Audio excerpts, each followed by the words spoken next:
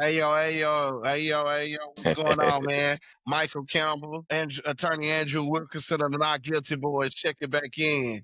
Hey, what's Hey, going hey, on? hey, hey, hey. Man, come on, man. We fresh off another not guilty, 46-minute deliberation, all white jury, 15-0, 72 Dolphins if we get one more. You Come understand? on. Stop playing. Mayweather Jr. Come on now. Yeah, Mm. man, we riding away, man. We just ended a week-long trial where our client was found not guilty in a murder case. Yeah, we still riding the high there. We still feeling good about our accomplishment. It's so satisfying and gratifying that we're able to do the Lord's work, and it's so pleasing to be able to actually be an advocate for justice. And when justice works the right way, that feeling is comparable to no other. What you think about that, Drew? Ain't no way to represent justice without representing Jesus, baby. You understand me? He believes in a second chance, and that's exactly what we got our client. This was a case where a man was, according to the prosecution, our client's brother was beat up by everybody in the house. According to the prosecution, our client's brother called our client, and when our client got there, everybody was upstairs except the deceased. Deceased answered the door. Gunshots went off. After the gunshots went off, the witnesses said that they saw my client upstairs with a gun, which was a lie. But my client ended up leaving because he heard the gunshots as well. And they ended up charging him with the murder. When there were no eyewitnesses to the murder, it came out. We'll talk about what our strategy was, but those are the bare facts. No eyewitnesses, no DNA, no ballistics, no camera footage. It was just a shoddy investigation, a supreme and superb and just egregious amount of a lack of evidence. You understand what I'm saying? There was absolutely nothing tying my client to this case. And that tells you about prosecutors. Like, look, I respect any prosecutor that is just as passionate about their job that I am about mine. Let's get that out the way, right? But a prosecutor's job is to seek justice. It ain't to get convictions. It's to seek justice.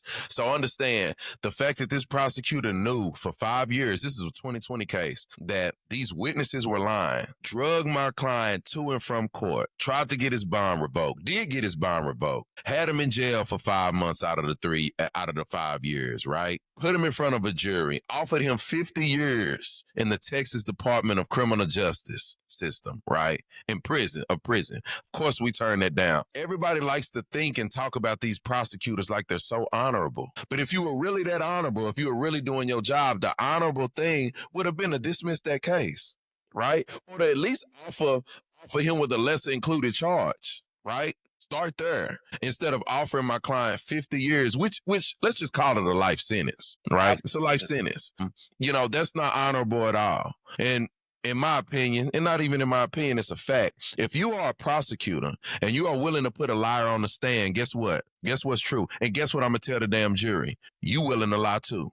Absolutely. You can't be willing to put a liar on the stand if you ain't willing to lie too. Absolutely. And you speak to these witnesses, you take notes, you have what they said on the day of, you had the fact that they changed their story 5 or 6 times within 5 years. The first time they changed their story wasn't until 3 years later, right? All of your witnesses are living under the same roof, right? You have evidence that these people colluded at the police station, at police headquarters. They had 3 witnesses, family members, sitting in different rooms. And guess what they were doing? They were calling each other while sitting in these rooms and coming up with their story. And the police got it on camera and they still took it to trial. What in the fuck? I'm sorry because I'm passionate. What in the fuck is honorable about that? What is honorable about that? You done wasted the jury's time. You done took these people from work. You done wasted my client's time. You done took my client from his family. You done took these jurors from their family. What? And see, that is why I said get John Crusoe ass up out of there, okay? We have had a meeting back when Edward Thomas, we had a meeting with John Crusoe and told him all the facts and inconsistencies. He still told him to take it to trial. You understand what I'm saying? So just because an MF starts some kind of initiative, pre-trial sentencing program for people, for first-time offenders, nigga, you ought to have that in place anyway. Right. You see what I'm saying? But he does these things, and politicians do these things to get in office, but you don't see how these people act when they in office. You don't see the immoral things they do when they in office. You see what I'm saying? That's why I was telling y'all, get his ass up out of there. By the way, today is voting day. So get his ass up out of there. I wouldn't vote for the other person who is now a sitting judge who is trying to take that position. You know, who you want me to vote for, Mr. Wilkerson? I don't know. But I wouldn't vote for neither one of them. Well, So yeah, my bad, I no, digress. you good, Waddy. You know, this was a piss poor investigation. This case that we just got out of, this murder case. You would think that, you know, watching from crime scene TV shows, crime shows, law and order type shows, you would think that these detectives would put together at least a case that they can explain. You would think that these detectives are pretty smart. And I'm here to say that these detectives are, some of them are the dumb as a doorknob. You know what I'm saying? We ain't met one yet, Mike. We These- done tried 32 cases and we ain't met a detective off TV yet.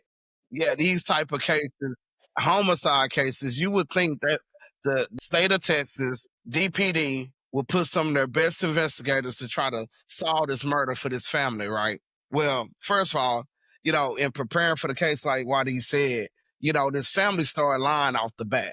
They conspired off the bat their lies about what happened, and they really tainted the case from the very beginning. They moved the body after it was shot. They tainted the whole crime scene. So we knew we was going to use the crime scene against them. They told so many lies as we was preparing for trial and putting our strategies together. We knew we was going to be able to use those lies and inconsistencies against them. You know, we knew that the lead detective was privy to all this information and did nothing about it and didn't follow other leads that he had on his case. We knew we was going to use that against him. So this is what the prosecutor decided to do in trial because of our preparation. He chose not to call a lead detective. Never in any case, not even the smallest of DWIs, misdemeanor on the lowest level, has a prosecutor not called the lead detective, the person who makes the decision to arrest the defendant. Never has there been a case that I've sat on and Drew sat on where they didn't call that officer. Well, Never. that was not to call that officer because they already knew. That officer was privy to the same thing we were privy to. Michael Mortonat says that the state and the law enforcement, who is an extension of that state, has to timely turn over all material evidence, even evidence that's beneficial to our client. They have to turn over everything. So in this case, they turned over 274 pieces of different evidence. And me and YD, as we always do, we went through every last one of them. We didn't leave a piece of evidence unturned. We looked at every last one of them. And the reason we do that is because ultimate preparation is going to have us prepared for any situation in court. We believe in preparing our cases to the T. And we know that if we are more prepared than the prosecutor is, there's no way that they can mess with us in court. We know the evidence better than they do. So they didn't call this detective. And, you know, they had these lying witnesses. They put these lying witnesses on the stand, and guess what they did? They got on the stand and lied again. How could the prosecutor not calculate that these folks was willing to lie for blind justice? I guess they saw what they saw that day, but what they didn't see my client commit a crime. But they was willing to lie and say they did. But, you know, 911 calls proved that they was lying. The crime scene investigation proved that they were lying. We was able to get out the fact that this was a major drug dealer, the deceased, you know, so he could have had any kind of, you know, if you're over there dealing portions of kilos, you might have all kinds of people that want to get out to you.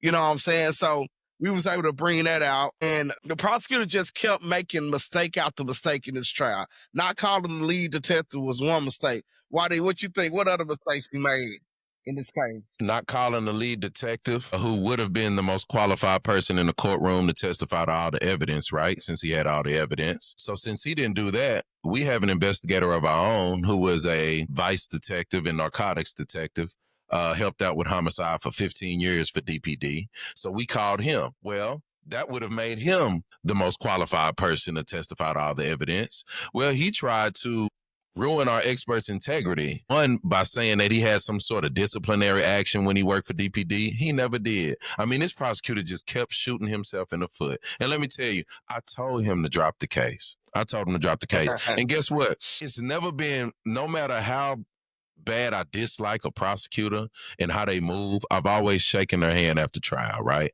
And growing up playing sports, you get in the line, everybody shake hands, right? Sportsmanship. This is the first prosecutor I didn't shake his hand, man. Slime ball. Slime ball. You understand what I'm saying? Everything he was doing was super slimy. He was trying to hold our witnesses for extra time, asking them bullshit questions just so they couldn't go back to work. He called one of the baby mamas of my client and was saying, well, he's involved with all these other women. Don't you want to turn on? Just a scumbag, And man. she didn't even care. She had moved She didn't on. even care. She didn't even care. But it's just the fact that you're willing to stoop that low to try to get her to say something that she's not even privy to. You see what I'm saying? Just because your detective ain't get enough evidence for you to work with. And show any body cameras or any interrogation room interviews. Right. I mean, there were over 50 body cams and he didn't show any to the jury. Because you got to understand, you have heard the saying guilty until proven innocent, but that's incorrect. The correct statement is guilty unless proven innocent. You understand what I'm saying? Unless, unless proven guilty. Innocent unless proven guilty. Not until, unless. Until means it's inevitable. In my boy Mike's words, that it sounds like it's inevitable that at some point in trial, he's going to be found guilty. No, it's unless. So the prosecution always has a job to do. Right. And, they never really do their job when they go against us. You see what I'm saying? And, it's all kind of stuff we do to prepare. We think of our case theory. We think of a roadmap to our case theory. We think of different detours in case we get knocked off track by the prosecution to still get to our case theory. We think of the prosecution's case theory, how we can thwart their case theory. We think of all the inconsistencies in the story. We think of anybody else that could have done it, just like why wouldn't the prosecution, if they're really seeking justice and they want to find out the correct person that did this, right? Not just put it on my client. Why wouldn't you tell the jury that this man was shot at 11 times less than a year earlier? Why wouldn't you tell the jury that somebody other than my client tried to kill this man less than a year before this happened to him? Aired him out. Aired him. Do you understand what I'm saying? I'm not trying to make a joke of it. I'm saying this man it's literally somebody free right now that we know tried to kill him and also that did kill him. You understand what I'm saying? And they went to trial saying my client did it, and they know that. They didn't even look in. How many days was that investigation, man? 4 days. Imagine somebody trying to kill you, shooting at you 11 times, and the police department only searching for him for 4 days and then closing the investigation. They felt like he was just another nigga, just another drug dealer that got shot. And that's on DPD. They found that quarter kilo, man. They whole investigation turned upside down. A quarter key? Yeah, boy was moving. You the man in the hood, you got a quarter key? Come on now. Nigga can't walk up to you and ask you for no dime sack if you got a quarter key. Nah, I don't do that kind of business, brother. Go holler at him over there. You see what I'm saying? I'm the big man. You understand me? He had got shot 11 times before, like what he just said. Got hit 3 times. He shot at 11 times, hit 3 times. You think he'd have had no gun, man? He moving keys and just got shot a year earlier. And the prosecutor tried to tell his jury he'd have had no gun. I don't think they was going for that. Prosecution witnesses lying, talking about he sold a gun to my client. That don't even make sense. He barely even knew my client. They just overplayed their hand. You know what I'm saying? They overplayed their hand. He pointed a gun at me. 911 call. You on the call with 911 20 minutes. Until the police get there. You never tell them he pointed a gun at you. Come on now. Police arrived now, and you never said he pointed a gun. I was standing on the step. So you mean to tell me, baby girl, you saw your daddy get killed, standing on the front step, 2 feet away from the shooting, and you didn't do nothing to help your daddy? Come on now. No, and he only had one working arm, Mike. He only had one working arm because of the previous shooting. Come on. You helped your daddy jump on my client's brother for a little or nothing. So I know you jumped in there. And understand the prosecution has to prove manner of death and cause of death. How do you do that? Through the medical examiner, right? Well, the medical examiner got up there and said, this man was shot in the back. Nobody got up there and testified. You saw it happen, right? Nobody got up there and testified that he was shot in the back. You see how lying on the stand works? Come on. You see how a prosecutor with no moral or ethical values works? You got these people lying on the stand, and you the one that bring an ME that invalidates their story. So your own client invalidated your own case theory. That didn't go. Come on That now. didn't go with the Beautiful. witness's story. The witness who claimed she was right there and saw everything claimed he was shot in the front, but the bullet went through the back. That didn't make sense. What also didn't make sense, she claimed that my client just came in the doorway shooting from the doorway into the apartment. Mhm. Wasn't no proof of any of the bullets ricocheting, but somehow, if my client came through shooting, then why was there the bullet hole behind the door, on the wall behind the door? Did the bullet curve around the door and come back and hit the wall?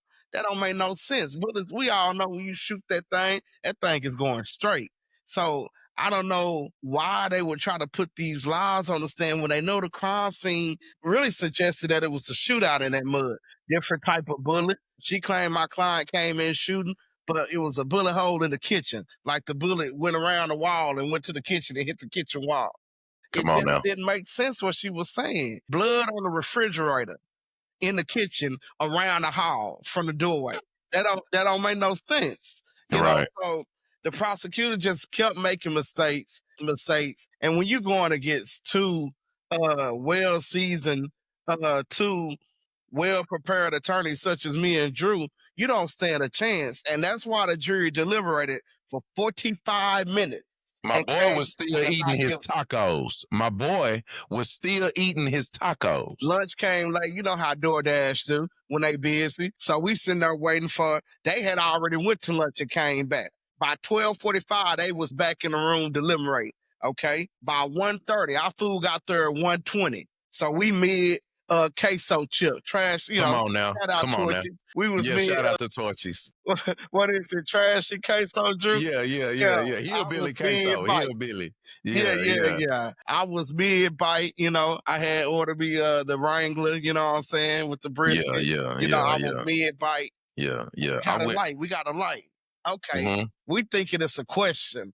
Because the jury, when they deliberate, they could cut on the light for two reasons. I told you if it's a verdict, it's over with. For a question or a verdict. But when we get down there, and I'm the first one down there, I hear the prosecutor say, oh, they got a verdict. So I call my crew. Hey, we got a verdict. Y'all got to come on. Drew immediately started celebrating because he had already knew. If they come back quick, it's a not guilty. It's a Because not this guilty. case it was for sure not a clear-cut guilty. If they was thinking guilty, they had some discussions to do. That was gonna take a while. But this case for sure probably was a clear-cut guilty. So if they coming back in 45 minutes, and another thing we do in jury, another very important part of jury is jury trial. Would you believe that jury selection, the selection of the jury is a very important part. Would you believe that this was an all-white jury in Dallas County? Legendary. All 12 of them, 13 with the alternate, was white. Was legendary.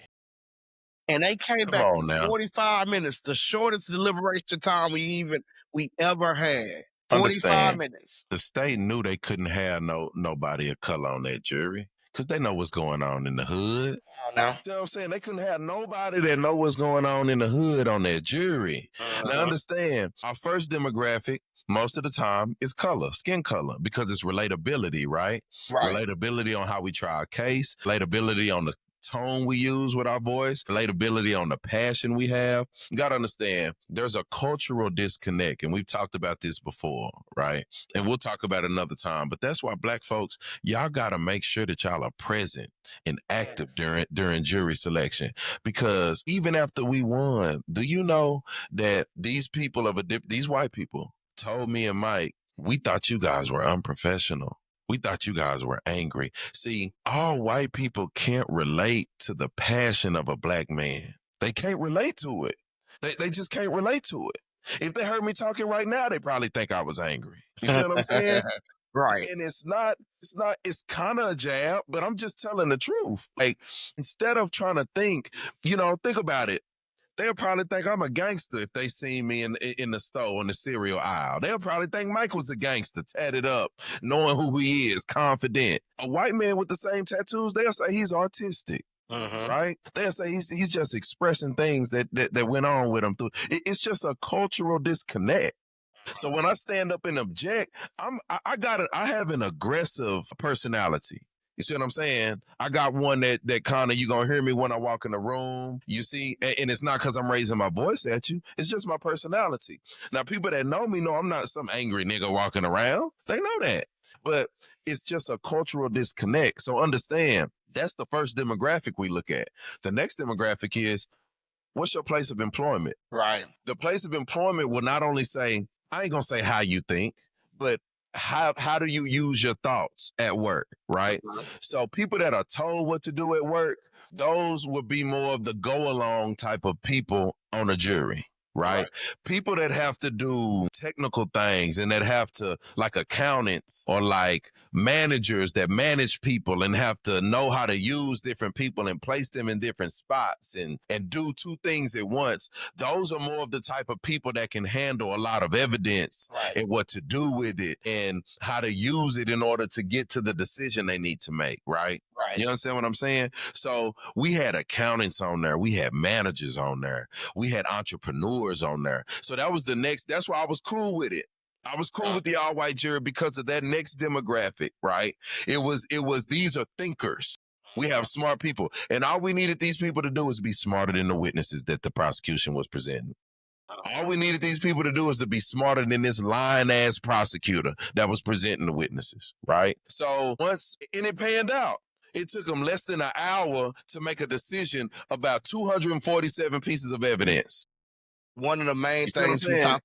one of the main talk about in jury selection is don't let the prosecutor piss on your boots and tell you it's raining. So legendary closing again by my boy Andrew Wilkerson, man. A legendary closing. Boy pulled out the pointer. Pointer was Come on about now. 2 yards long, bro. He could point from all the way from the defense table to the evidence all the way up there.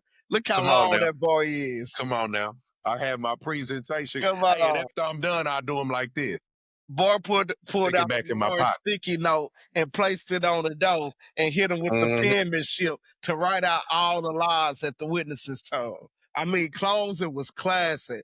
Boy went and got some napkins and placed it on the jury's little bench or whatever you want to call it, and told him, look, he finna get ready to piss on your boots right now. Here's some napkins to wipe the piss off. Don't let the prosecutor piss on your boots and tell you it's raining. That's one of our best lies. Basically meaning, Man. don't let them bullshit you into thinking that a lie Yeah. is the truth. Don't let them mislead you. Don't let them deceive you. Use your common senses. If the crime scene and where the bullets were and where the bullet holes were don't match up to the eyewitness' story, somebody lying. And I guarantee you that the science ain't lying. The forensics, the ballistics, that's not lying. What is lying is that person who mama already got on the stand. And why would she say this? Yeah, my daughter will lie. Oh my God. But that's the prosecutor not preparing our witnesses for how we coming. And Keep on doing that shit. We're going to keep on winning. other prosecutors who's coming up, I will guarantee you that y'all need to start looking at y'all cases right now. We got a couple of more trials coming up. We got, trial in Dawson County, capital murder in Dawson County, May 19th. We got another murder June 9th. this June 9th in Tarrant County. That's a self-defense case. I feel good about both of these trials. Dawson County, we gonna kick they butt. Just watch. Just stay tuned. Just stay tuned. Yeah. We got an ag robbery August 1st. We got another capital murder August 8th. Yeah, go check us out, man. It's a sight to see.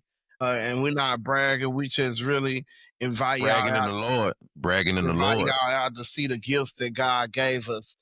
If we could, record these things, we would, because more people need to see what justice really look like. So, moving along. Let me say something real quick, Mike. Aspiring trial attorneys, right? I just told you how the white jury told us that we need to try our cases a little bit differently, right? First of all, why would you tell me that after when the way I presented it to you was good enough to get a not guilty, right? Right. You got judges that say, tone it down, this and that. Listen, find out who you are, aspiring trial lawyers. Be who you are, right? Judge, I can't try my case how you want me to try my case. You see what I'm saying? I'm who I am, right? I can't risk wanting you to be happy, right? And my client going to jail for life. When my client receives a life sentence, at least you'll be happy, though. At least you'll be happy with how I tried the case. All that. Respectfully, right? I am who I am. My best friend, Juicy J, died in the criminal justice system. It's reasons why my fire won't go out. Right. You understand what I'm saying? You can't talk me out of that. You can't talk me out of who I am. I'm confident in the Lord. I know where my feet are planted, as my boy Mike always tells me. I know where my feet are planted, and I know what I represent. I represent justice, truth, and a second chance. You understand? And the shit that prosecutors do, it just ain't right, man. It ain't right. The stuff that judges do, it just ain't right. You know what one of them jurors told us when we left? She said, look, both of y'all some assassins. She said, that judge kept trying to shut y'all down. But you know what kind of made me vote not guilty? And you know what I'm happy about? I'm happy y'all kept coming at her. I'm happy y'all kept challenging her to know what the law is. I'm happy y'all kept challenging her to show us the relevant evidence because we thought she was going to shut you down. And if you would have let her shut you down, we probably would have came back with a different verdict. So understand, it's a different dynamic on how the judge wants you to speak, right? And the objections and the way that you try your case and the way the jury looks at what you're doing. Yeah. And the only thing that's important in that courtroom is the way the jury looks at what you're doing. The only thing that matters in that courtroom is the verdict that you get. I'm not telling you to be disrespectful, but I'm not telling you to conform either. I'm not telling you to hide who you are so somebody can smile at you during recess when the jury ain't in there. I don't give a damn about none of that. And that's probably my greatest attribute that the Lord has blessed me and Mike with. We don't care what y'all think of us, man. We don't care about that. We out here doing our job, walking in our purpose, on purpose. So I challenge every aspiring law student. I challenge every aspiring Black professional. I challenge every aspiring human being, white, black, purple, yellow. Be who you are, man, because that's your best attribute. And if you let somebody talk you out of it, you let somebody trick you out your spot, you're going to lose. Absolutely. And in my job, when I lose, my client goes to jail and loses his freedom. My client's kids lose a father or a mother. You understand? My client's mother loses a son or a daughter. So I can't afford to make you smile and make you happy. You understand what I'm saying? So just keep that in mind, people. Keep that in mind. That's to everybody. It's our duty. It's our duty to our client to make sure that we zealously, fearlessly advocate for what's right. If we don't do that, like Drew said, our client is gone for life. We are brain surgeons. We are heart surgeons when it comes to this criminal law. The type of cases we fight, a person can lose their life. So with that in our hands, we have a responsibility. Damn what the judge is talking about. We got a job to do. And we Come gonna on do now. that job without being criminally held in contempt. We gonna do that job to the best ability and without any fear of any man or woman. The only person we fear is God. So with that being said, these judges can't put fear in our heart to trick us out of trying our case the way we need to try our case for our client. For sure. These judges are prosecutors at heart. They all are. They know they are. It may be some good judges who sat on this defense side and who had the chance to actually interact with the people and advocate for the people. But most of these judges are state oriented. And I heard one judge say, well, the laws are just tailored to the state. That's just how it is. No, it's not. No, it's not. Based on presumption of innocence, based on beyond a reasonable doubt. That means there should be no preconceived notions about my client. And yeah, my client may have them tattoos. My client may look and have a vernacular that you can't relate to, but my client ain't guilty. Let's just do what's right here, Madam Judge. Let's just do what's right. Another thing you said, another thing, when it comes to jurors, my people, we need y'all on these juries. So we need y'all to come to court. If you are subpoena or summon the court for jury duty, we need y'all to try to get on the jury, not try to get off the jury. That's a whole segment for a whole nother show. And we'll tell you why. But just know we need y'all to try to get on the jury instead of trying to get off the jury. Okay? But moving along, man, speaking of jury trials, P. Diddy, is coming up this week going to trial on federal racketeering charge. You know, racketeering is like a catch-all for all types of crimes. But yeah, he's facing racketeering charges. His trial starts this week. He turned out a plea deal from the federal prosecutors this week in court. So he is going to trial. I also heard that the judge made a ruling he's going to allow that Cassie video into the trial. That may be damning. That may be damning for Diddy's case.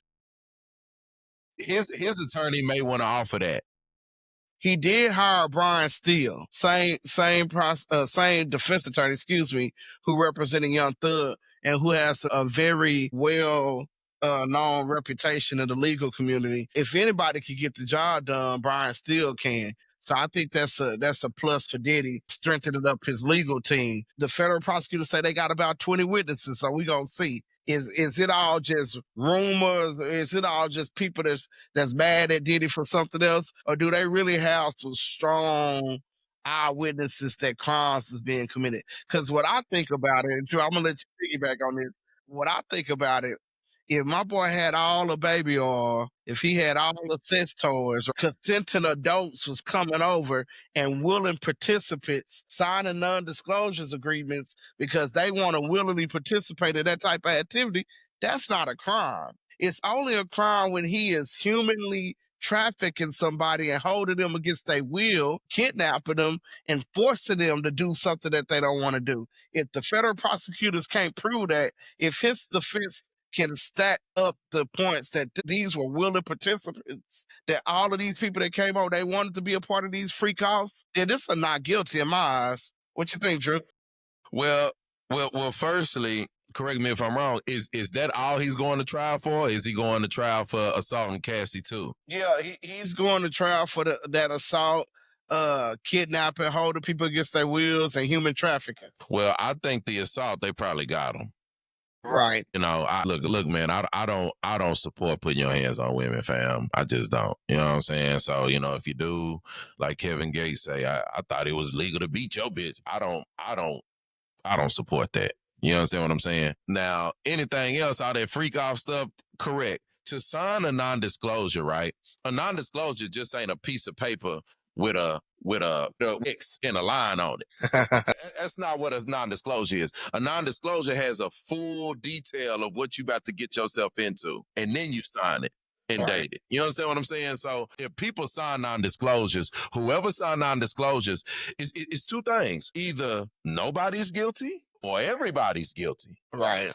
That's the way that works, right? And a non-disclosure would say that if you are to disclose any of these details, that, you know, I'm going to hold you liable, maybe financially liable. Right? So you got to understand, like, people were willing to put their financial stability on the line in order to partake in these things. Right. I mean, anything you're willing to spend your money on or give an opportunity to take your money from you, right? You probably really want to be there, like really bad, right? Right. And so as far as that's concerned, I don't really think so. Now, all this taken, you know, they said that somebody was taken into a room and you know, he made them give them fellatio for the record deal. I ain't fucking with that. You know what I'm saying? I'm not fucking with none of that. But what I'm saying is that anybody that signed that paper probably shouldn't be testifying against them, or they should be receiving the same criminal charges. As far as, you know, dragging Cassie and all that, that's some scumbag shit, man. I'm not supporting that at all. You know what I'm saying? But I'm also not supporting the plight of a black man either. Yeah. That they just putting this on Diddy just to because he thought he was gonna buy some other company or because The Rock was mad. I don't support that neither. Yeah. So what we will do is we will keep our eyes on this trial and let you guys know what's going on, play by play. We go tune in. He looking at him. If he found guilty, he's looking at a minimum of 15 to do federal time and a maximum of a life sentence. You know, yeah, I wasn't the biggest Diddy fan growing up. I was more Tupac in the West Coast. Let's go. Yeah, California Love and what's the one when he dissed Biggie real hard, man. First off, fuck your wife at the click. Look, I ain't gonna lie. I'm on the other side. I'm a heavy Mace. I'm heavy Mace. Mace was a fool. I was a Mace fan. I'm heavy Locks. Okay. I'm heavy. Yeah, Jada. Help me. Yeah. Kiss.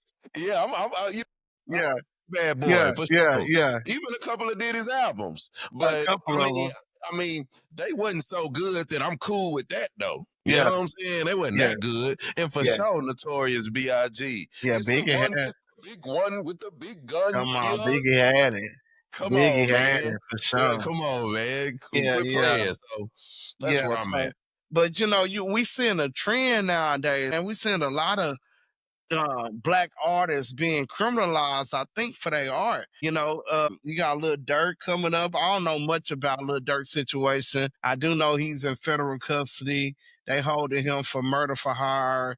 Allegedly, he hired some people from within this clique to go shoot at Quando Rondo, who killed his homeboy. Well, Quando Rondo did kill his homeboy. King Von and Quando Rondo got into a fight, and some of Quando Rondo people started shooting and they killed King Von. So I guess Dirt, mad about that. They trying to say he slid back, spun the block for Von on that. But murder for hire is hard to prove. Um, I did see that they added some new charges yesterday, and he got a bond hearing coming up this coming week to see if they gonna let him out on bond. He been in there for a while, but yeah, man, that Dirt situation we gotta keep staying tuned to as well. Yeah, I like some of Dirk music. I think he's definitely talented. I don't really like the way he kind of shooting them shots at Gunna. You know what I'm saying? Because I'm a big time Gunna fan. I think it's kind of ironic for him to call Gunna a snitch and for him to allegedly be giving money and one of the people in his posse wearing a wire and snitching on him, right? I mean, because Gunna ain't never wearing a wire. See what I'm saying? And Gunna never took the stand, which is a whole nother situation. You kind of got to take the stand to snitch. See what I'm saying? Even if you say something in a room, which I don't support, but understand if a person says something in a room, they got to come back that shit up in court. You see Right. what I'm saying? It's like snitching ain't just the hood definition of snitching is just talking, period. Actual snitching, like being in the paperwork, actual snitching is a step by step process. Right. See what I'm saying? So that's why it sounds like so much bullshit when people just be calling Gunna a snitch. I mean, the man took a plea deal, fam. He took a plea deal. And then for Young Thug to feel the way, if he feels that Gunna's a snitch, right? Because we still ain't seen him make a song with him. We done heard, what he said on his new song. Well, Thug, didn't you take a plea too? You took a plea too, didn't you? Okay, you know what I'm saying. So I don't really understand. It's like the shit in the hood or in the street. That shit don't even have to make sense. A nigga just call you a snitch. Like, he ain't got to explain how it was snitching. You see what I'm saying? So, which I get that the streets and the court is two different things. I understand that, but I had always thought myself that they ran a play. I thought that Gunna and Thug just ran a play. Said, hey man, you gonna get out there, keep the business going. I'm gonna go all the way through with this. To which I think recently, I didn't watch the GQ interview Mike did. He told me that Thug feels bad for taking that plea. You want to Yeah. talk a little bit about that, Mike? Yeah, yeah, yeah. Young Thug say, is right now he regretting taking his plea, which I don't really know why he took the plea because the other individuals who did not take a plea the day he took it, they only had like about one more month left for trial. You just lay your head down for 30 more days and you got to not guilty. His attorney advised him not to take that plea, but Thug was so ready to come home, which I understand that too. But if it's just 30 more days and you got a not guilty, now you not on 10-year probation. He regretting taking the plea because he's on 10-year probation. The judge is restricted his travel. She's restricted the type of things he could talk about in his rap lyrics. Plus you can't even go back to Atlanta, inner city Atlanta for a few years. I mean, you And they still got him are. on the hook too. Talk about Yeah, how many years they got him on the hook for if he yeah. messes up. 10 years, man, and longer than that, up to 20 years probation. That means you're a free man, but you're not really a free man. Right. Probation and community supervision still means that some of your liberties and freedoms have been restricted. And that ain't a free man. But had he held on 30 more days, then he wouldn't regret taking his plea. That's why you gotta listen to your attorney. That's why you got to listen to your attorney because his attorney say we're gonna win this case, and the other Mm-hmm. men who stayed on and didn't take a plea, they won a case. But yeah, Thug saying that he don't know where his relationship with Gunna stands really don't make no sense. Gunna did what he had to do, Thug did what he had to do to go home, and all the people in the streets talking about this snitching, they just don't really understand how this thing go. What's up, June? What's up, June Bean? They really don't All right. understand how this go, man. They Say really don't hi. understand how it's go. So, we gonna stay tuned to that. Hopefully, Gunna and Thug will start making some music here in the future because they was bros, man. They had something going. They had something going with their music. Sure One they more did. thing: continue to like, follow, and subscribe to our YouTube page, our Instagram, and our Facebook. Y'all keep sharing our videos. If y'all have, what's up, June? If y'all have any questions or any, just drop comments and drop your questions in the comment section of the YouTube video on Facebook, and we will respond to that. And also shout out Fruitcades, our co-sponsor of this show. We appreciate everything Throw and Fruitcades is doing. Salute to Throw. And What's y'all up, have a baby? good weekend. Make sure you got any closing words. We appreciate y'all, man. We appreciate everybody on Facebook that continues to send people our way. Please, under the videos on Instagram, the snippets on Facebook, if you want us to talk about a particular subject, it don't have to be surrounding the law. It could be about fatherhood. It could be about legal questions. It could be about just what's going on in the world. Let us know, please, because we want to be able to interactively interact with you guys. Here pretty soon, we're going to see if Trip can figure out how to make us go live and we can kind of interact with you guys in real time. You understand what I'm saying? But we really appreciate y'all. Please like and subscribe on every social media, the Not Guilty Boys. As you can see at the bottom of the screen, I'm attorney Andrew Wilkerson on Instagram. Mike is attorney _ Mike ESQ 25. Get with us, man. We love to hear from you guys. We love to hear if you smelling what we're selling, or if you picking up what we putting down, or if we need to be doing a better job. Just let us know. I think the more we work and the more we post these, we'll get better and better. Junie says hi too. We love y'all, man. Peace. Tell them bye, June. Tell them Say bye, bye. June. Say bye. You got to wave at a mic finna wave at. Bye, Say June. bye. Bye. All It's right. all good. We got a For star to sure. make it. Check it out. Not Guilty Boys. 100. 15 and 0. 0. Yes, sir. Huh? Huh? You hear the passion in my voice. Look me in my eye. 15 and 0. And we gonna go. Yeah, for sure. 844 849 9789. 844 849 9789.